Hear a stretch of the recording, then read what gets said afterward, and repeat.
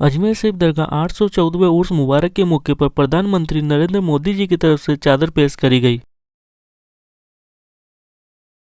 दोस्तों, इस वक्त मैं मौजूद हूँ अजमेर शरीफ दरगाह के अंदर। जैसे कि आप सभी को मालूम है, हजरत ख्वाजा गरीबनवाज साहब का 814वां उर्स मुबारक स्टार्ट हो चुका है। तो आज के दिन यहाँ पर प्रधानमंत्री नरेंद्र मोदी जी की तरफ से चादर पेश करी गई है। तो आज मैं आपको यहाँ पर पूरा लाइव नज़ारा दिखाने वाला हूँ, किस तरीके से यहाँ पर जो चादर शरीफ है वो प्रशासन के साथ में यहाँ पर लाई गई है, और प्रशासन का भी काफ़ी अच्छा यहाँ पर सपोर्ट देखने को मिला। तो पूरा नज़ारा मैं आपको इस वीडियो में दिखाने वाला हूँ। बस आपसे रिक्वेस्ट है, इस वीडियो में लास्ट तक बने रहिएगा। अगर आप यूट्यूब चैनल पर नए हो तो सब्सक्राइब करके बेल आइकन का बटन ऑन कर लेना। अगर आप ये वीडियो फेसबुक पेज पर देख रहे हो तो फेसबुक पेज को फॉलो कर लेना। चलिए बैक कैमरे चलते और आगे का हम आपको पूरा लाइव नज़ारा दिखाते हैं।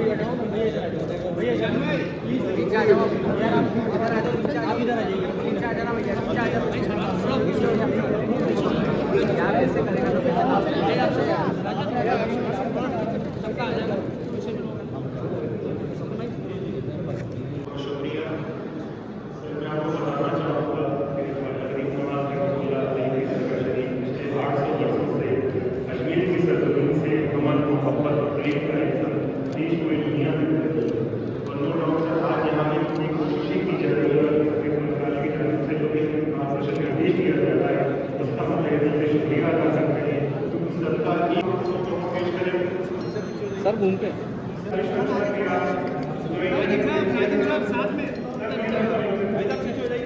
पीछे तो कैसे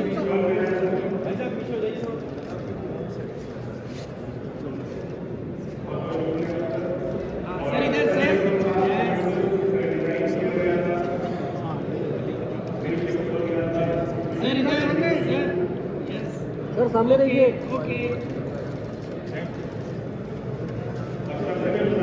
और यहाँ विशेष करके इस दरगाह से जुड़े हुए तमाम खातिन, वकील और यहाँ मैनेजमेंट में जितने लोग मौजूद हैं, मैं आप सबको मेरे तरफ से शुक्रिया करना चाहता हूँ, क्योंकि आप लोगों ने इतना खूबसूरत अरेंजमेंट किया है।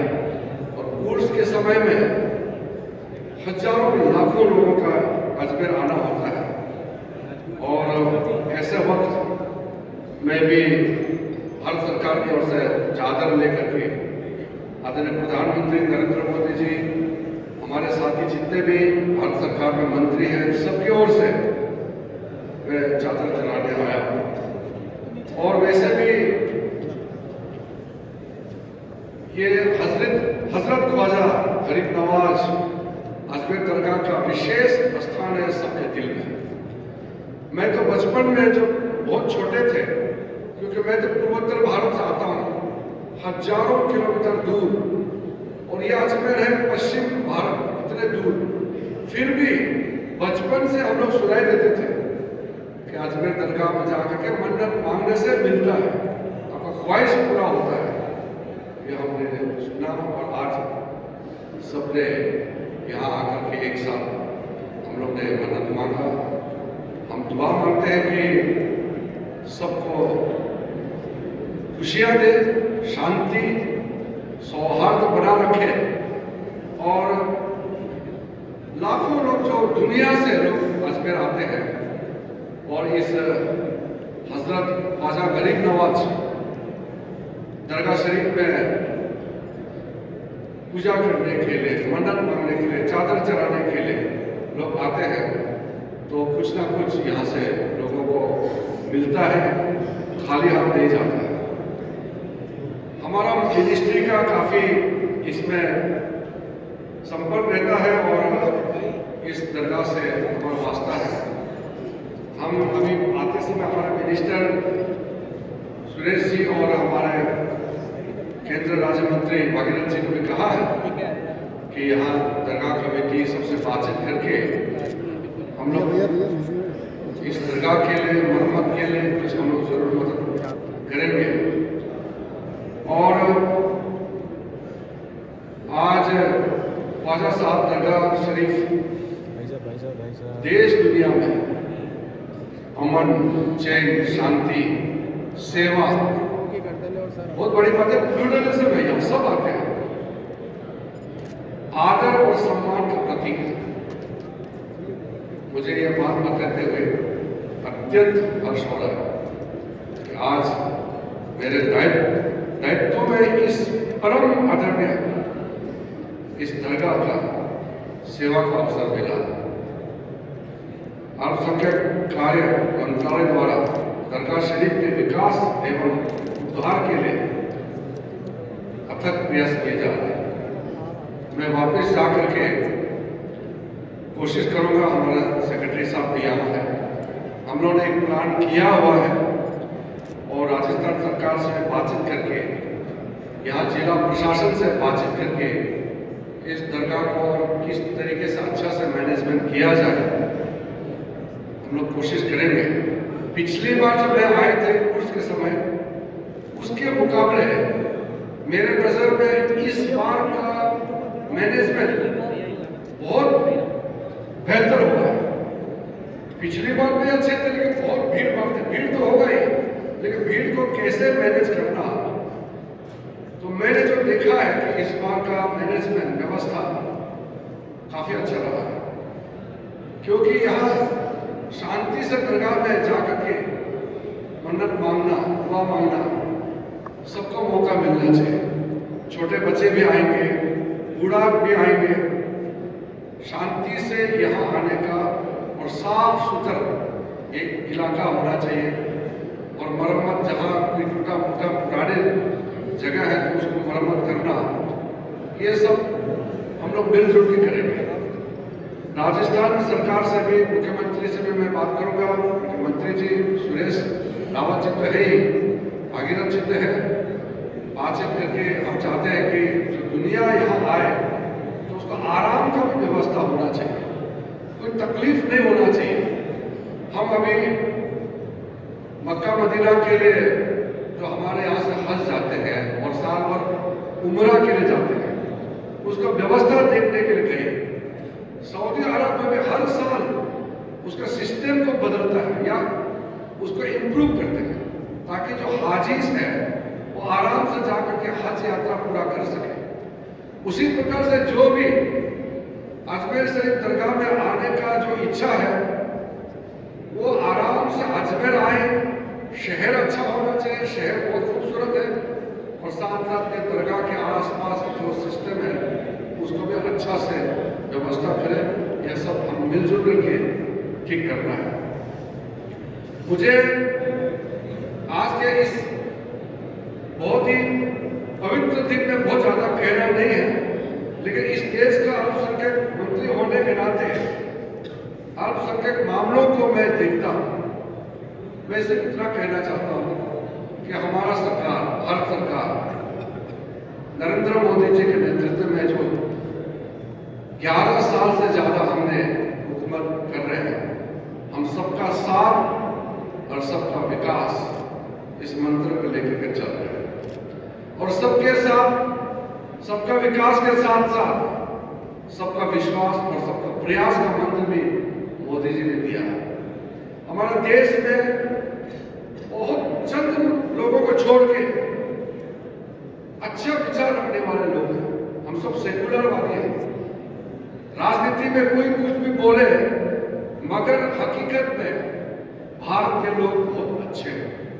अभी पार्लियामेंट सेशन खत्म हुए, मैंने तब भी कहा, मैं आज भी अजमेर दरगाह में आकर के कहना चाहता हूं कि हमारा देश में चाहे हिंदू हो, मुसलमान हो, सिख हो, ईसाई हो, बौद्ध हो, जैन हो या पारसी हो, ये जो 7 समुदाय है इसमें और भी बहुत लोग हैं, आदिवासी हैं, अलग अलग जाति के लोग रहते हैं। हम सब भारतीय हैं, हम सब हिंदुस्तानी हैं।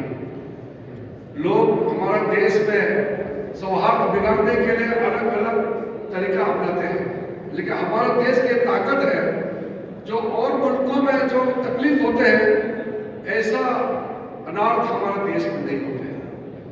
हिंदुस्तान का इस मिट्टी में ताकत भी है कि भले ही परिवार में कभी कभी अनबन होते हैं, परिवार में आपस में कभी कभी झगड़ा भी होता है, परिवार में भी होते हैं, मियाँ बीवी में भी कभी कभी झगड़ा होता है, लेकिन रहना तो साथ में है। तो हिंदुस्तान में अलग अलग धर्म समुदाय के लोग हैं, मगर मिलकर रहना है हमको।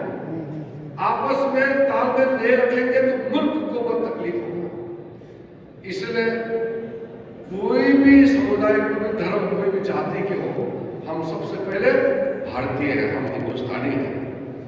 इसलिए इस देश को कोई बिगाड़ नहीं सकते हैं। कई कोशिशें की है इस देश का सौहार्द, हमारी यूनिटी को तोड़ने के लिए, यहाँ के शांति को तोड़ने के लिए बहुत लोग कोशिश करते हैं, लेकिन हमारे अजमेर दरगाह जैसे जगह में आकर के पता लगता है कि हम सब एक हैं, चाहे हमारी पद्धति अलग क्यों ना हो, मगर हम सब एक हैं। अब देखिए, मैं धर्म के हिसाब से एक बौद्ध हूँ, मैं एक माइनॉरिटी हूँ, लेकिन मुझे महसूस ये नहीं होता है कि मैं माइनॉरिटी हूँ।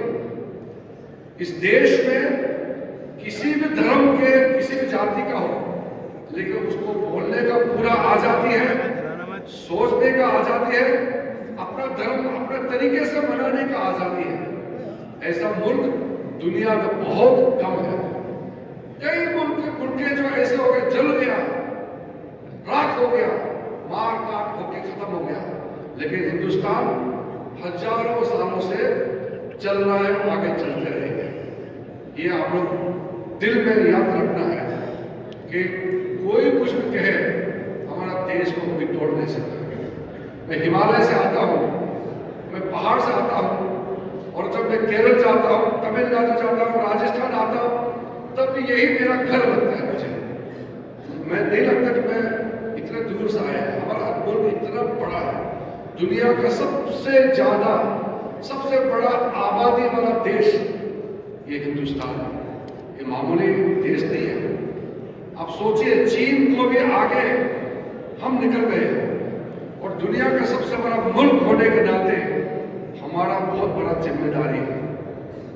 भारत देश, ये हिंदुस्तान मुल्क को इकट्ठा एक सूत्र में बांध करके आगे चलता है।